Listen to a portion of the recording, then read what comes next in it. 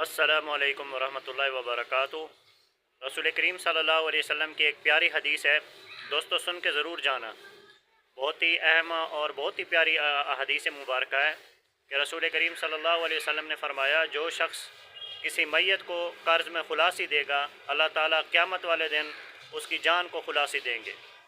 تو میت کو قرض کی خلاصی دینے کا مطلب یہ ہے کہ کوئی غریب آدمی فوت ہو جاتا ہے اور اس کے اوپر قرضہ ہوتا ہے، تو جو قرضہ لینے والا ہوتا ہے وہ اس کو معاف کر دیتا ہے، اور وہ اس دنیا سے جاتا ہے کہ اس کے اوپر کوئی قرض نہیں ہوتا۔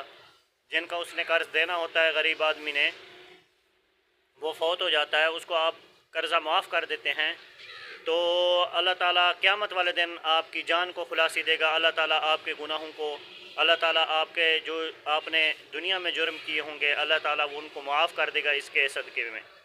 تو عموماً یہ قرض جو ہوتا ہے غریب آدمی کے اوپر ہوتا ہے، وہ بیچارہ ادا نہیں کر سکتا اپنی زندگی میں، یہاں تک کہ وہ اس دنیا سے چلا جاتا ہے۔